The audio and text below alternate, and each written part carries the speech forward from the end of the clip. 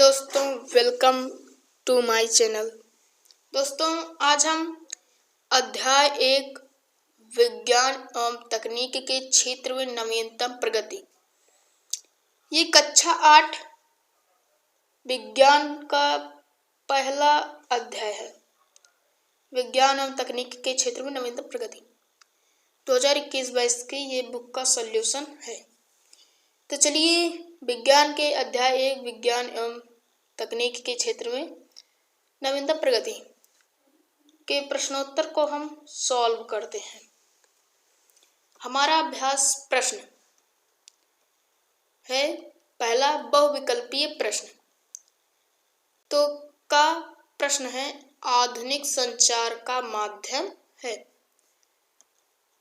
पहला इंटरनेट, कबूतर, पत्र, कोई भी नहीं। तो आधुनिक संचार का माध्यम इंटरनेट है, जो ये लाल कलर में लिखा हुआ है। तो आधुनिक संचार का माध्यम इंटरनेट है। अगला प्रश्न, भारतीय अंतरिक्ष कार्यक्रम के जनक। तो भारतीय अंतरिक्ष कार्यक्रम के जनक कौन है? साराभाई हैं। तो भारतीय अंतरिक्ष कार्यक्रम के जनक कौन है? विक्रम साराभाई। यहाँ पर साराभाई शॉर्टकट में है। और तीसरा विकल्प है ऊर्जा के नवीकरणीय स्रोत हैं। पेट्रोल, डीजल, कोई भी नहीं, या सौर ऊर्जा। तो ऊर्जा के नवीकरणीय स्रोत कौन है? सौर ऊर्जा है। इसमें साराभाई सही होगा और इसमें सौर ऊर्जा होगा सही। अब अगला प्रश्न है रिक्त स्थान की पूर्ति करें। तो जो ये लाल कलर में लिखा है, ये रिक्त स्थान में लिखा हुआ है। व्यापार का अर्थ है क्रय और विक्रय। स्नैपडील, अमेजन आदि ई कॉमर्स कंपनियां हैं। आईसीटी योजना का प्रारंभ स्कूल में हुआ। 3 और 4G संचार के साधन हैं। 2006 में साझा सेवा केंद्र स्थापित हुए। तो इसे स्क्रीनशॉट ले लीजिए। चलते हैं आगे। सही जोड़ी बनाइए। वीडियो कॉन्फ्रेंसिंग यह मिलान जाएगा संचार के क्षेत्र में। आईसीटी या शिक्षा के स्तर में सुधार। IRS भारतीय सुदूर संवेदन उपग्रह। इसमें उपग्रह नहीं लिखा है पर उपग्रह रहेगा। रक्षा और प्रतिरक्षा DRDO। भूरी क्रांति उर्वरक। मतलब ये जो सही जोड़ा है, ये एक इसी के आगे वाले में ये मिलान हो गया। मैंने इसका सही रूप लिखा है। तो चलिए चौथा प्रश्न क्या है देखते हैं।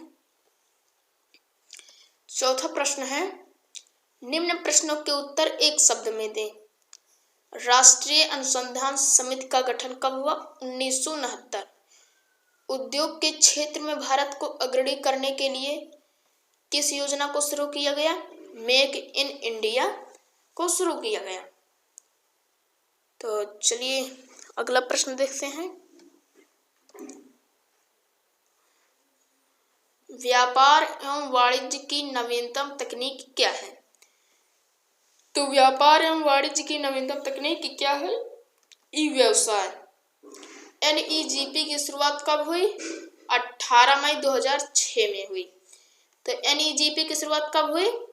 18 मई 2006।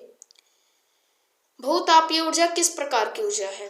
तो भूतापीय ऊर्जा अनवीकरणीय ऊर्जा है। अगला प्रश्न, विनिर्माण क्या है समझाइए। कच्चे माल को मूल्यवान उत्पाद में बदलकर अधिक मात्रा में उसका उत्पादन करना है, जिसमें हस्तकला से लेकर उच्च मानवीय गतिविधियां हैं। विनिर्माण किसी भी क्षेत्र की अर्थव्यवस्था की संपन्नता का जनक है। एक बात और जान लीजिए दोस्तों, ये जो विनिर्माण है ये द्वितीयक क्रिया है, द्वितीयक। इसमें जो कच्चा माल रहता है उसको हम मूल्यवान, मतलब उसको हम और मतलब उत्पाद में बहुत बड़े चीज में उसको हम पीट कर उसे बड़ा बना देते हैं, तो हम मूल्यवान हो जाता है। मूल्यवान उत्पाद में बदल कर अधिक मात्रा में यदि हम उसका उत्पादन करेंगे तो वही विनिर्माण कहलाता है या वस्तु निर्माण। तो विनिर्माण द्वितीयक क्रिया में आता है, और जो कृषि के से संबंधित कार्य होते हैं वे प्राथमिक क्रिया होते हैं, और एक तृतीयक क्रिया होता है। तो तृतीयक क्रिया में विनिर्माण और ये प्राथमिक क्रिया द्वितीयक क्रिया दोनों सहायता कर तृतीयक क्रिया में परिवर्तित होते हैं। अगला प्रश्न, शिक्षा के क्षेत्र में आईसीटी की क्या भूमिका है? शिक्षा के स्तर में सुधार लाने के लिए आईसीटी योजना की शुरुआत की गई। यह योजना छात्रों के विभिन्न सामाजिक, आर्थिक, डिजिटल डिवाइस, भौगोलिक अवरोधों को पार करने का सेतु है। तो शिक्षा के क्षेत्र में आईसीटी की क्या भूमिका है? ये जो आईसीटी है ये स्कूल में जो शिक्षा स्तर होता है ये इस स्कूलों में लागू की गई है। इस योजना में बच्चे आर्थिक, डिजिटल डिवाइस, भौगोलिक अवरोधों को पार करने का सेतु है। इससे शिक्षा के स्तर में बहुत सुधार आया है। अगला प्रश्न, ई गवर्नेंस क्या है समझाइए। सरकार के द्वारा आम नागरिकों को इंटरनेट के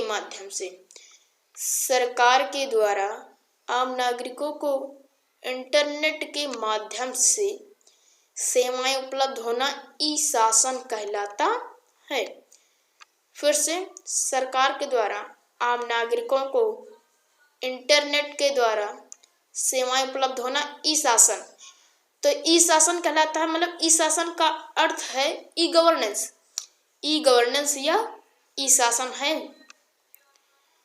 जिसमें ऑनलाइन सुविधा प्रदान होती है।